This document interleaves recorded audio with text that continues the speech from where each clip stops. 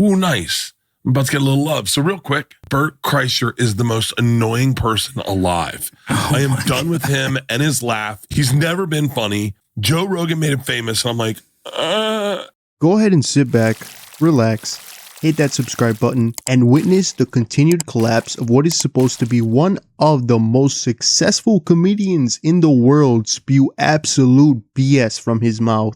This latest episode from the Two Bears One Cave podcast had Bert host the show by himself with guest Marcus King, and there were so many hypocritical takes in this podcast, I had to make a video about it. that's why they're coming with hate.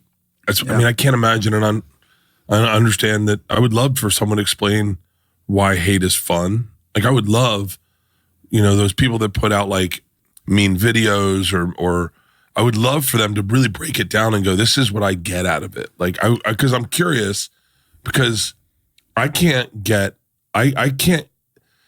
when they do them about my friends, I can't watch those.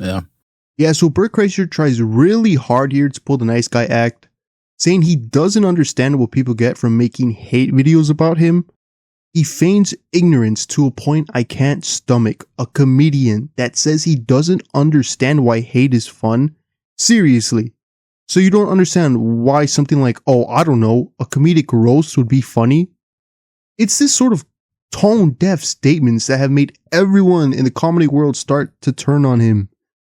And it's funny how Bert includes his friends in this mini rant, saying he can't understand the jokes or hate when it goes towards his friends, because those very same friends don't seem to have a problem with it at all.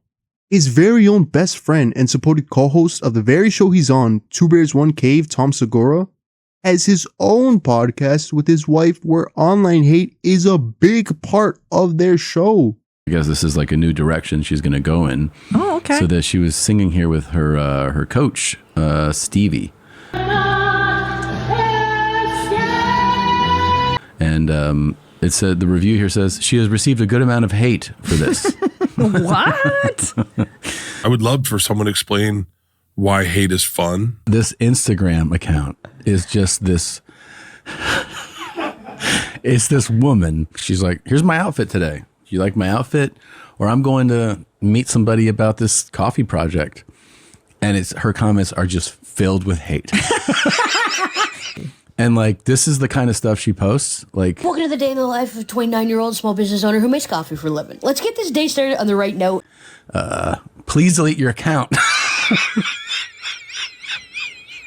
Did you not go to the gym? Stop lying. 500 benching a 45-pound Smith bar.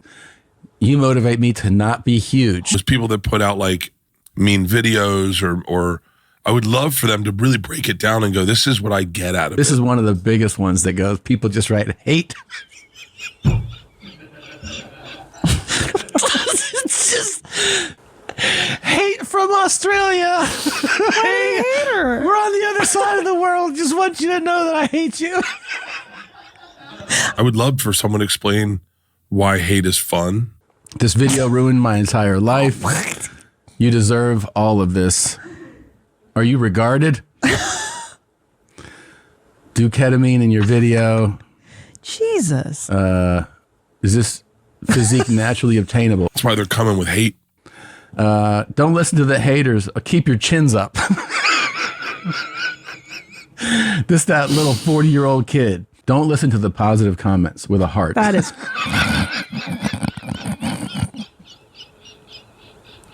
I would love for someone to explain why hate is fun.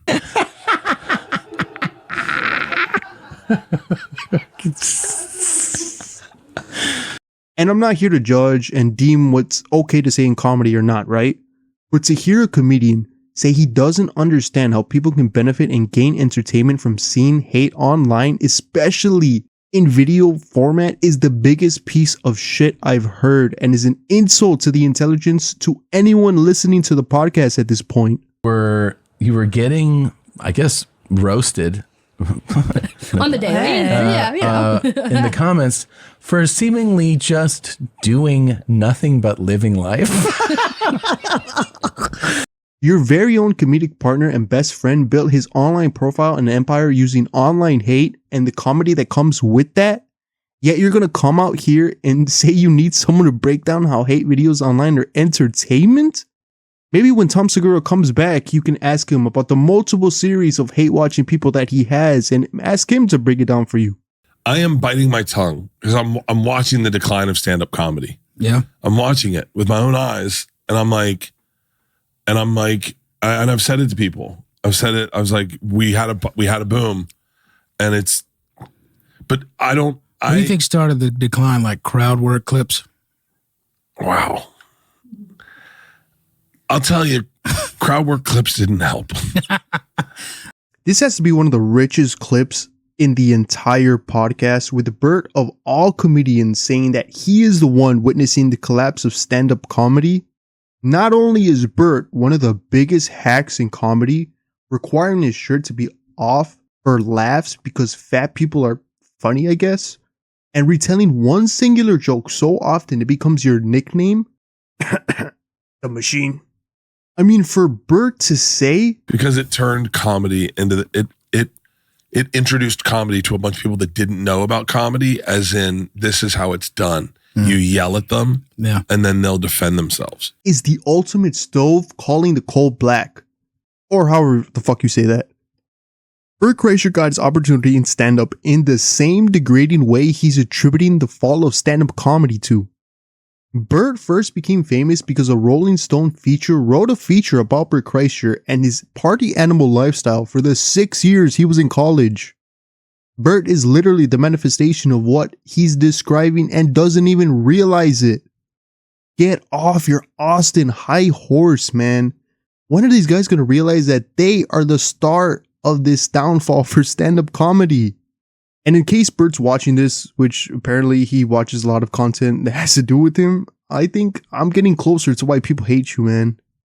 It's the hypocrisy. People are tired of hearing this guy say one thing and either do or say the complete opposite the very next moment.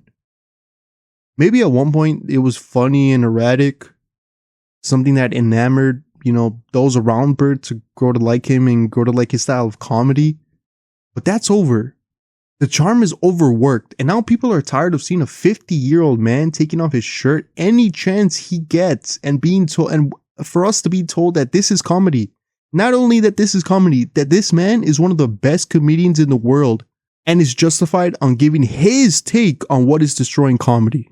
I mean, come on, man. What are we doing here? And if you don't understand what I mean, just take a look at this next clip and see it from a different perspective. It's a little easier to be honest drunk. Absolutely. I told our couples therapist I might come drunk a couple times.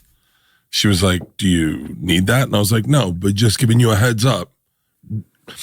I'm not really great at therapy, but I was like, let's not forget who pays the bill here. So if you like your job, I'm going to show up in the bag a couple times. Yeah. And you're going to get a different side of me. You're going to get a little more honest side. I don't know. I don't know. Do you struggle with wanting to drink at all? In case you're new to the Bert Kreischer hype train, one of Bert's biggest characteristics we haven't discussed is his alcoholism. Bert's drinking has been a topic for a decade at this point, with not only Bert, but his friends and family around him bringing up his drinking both in comedic and non-comedic conversations. This concern went so far that Joe Rogan even created an annual Sober October series on his podcast in the heyday of its popularity, I might add, and invited his closest comedic friends, including Tom Segura, Ari Shaffir, and Bert himself, to not intake any drugs, any alcohol, or any foreign vices for what was supposed to be a healthy cleanse for Bert. Instead of being something that Bert took serious, he instead opted to use this as a way to guarantee that he would get on Joe Rogan every year, being a chance to promote his new upcoming projects. This would lead to not only the viewers to get sick of this charade that Bert was playing with essentially making content of his health, but even Big Daddy Joe Rogan himself. Bert is not going to quit. Well, he asked me to help him. Oh, quit. he doesn't. Otherwise, he just wants you to talk to him. Just talk about Bert. That's what he wants. But that's what he wants. So let's talk about me. Let's talk about me. About how I have to quit. Come on, talk to me about me. Let's make it all about Bert. That's what Bert likes. He's not going to quit. Awesome, Bert. I mean, granted, he did say that this was a therapist for couples, but even still, essentially threatening the people who were there to professionally help you in defense of alcohol is a look that doesn't look good on anyone.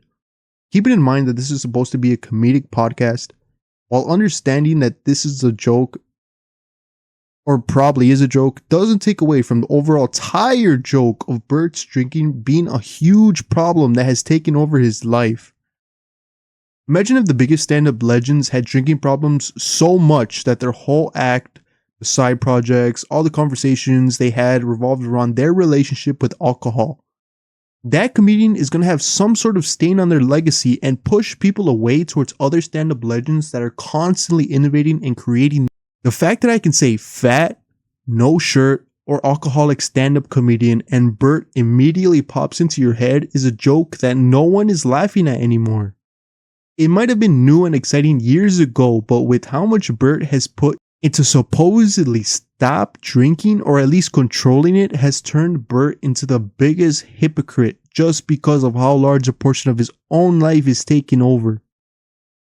In this very podcast with Marcus King, Bert tries to relate how he likes drinking and feeling the sparkle of being drunk, even though the man he is supposed to be talking to and interviewing is sober and no longer wants to angelize drinking. I mean, for a stand-up comedian to not be able to read a room of two people, one of which he is, should be telling for the level of stand-up comedian Bert is after decades of being a quote-unquote professional.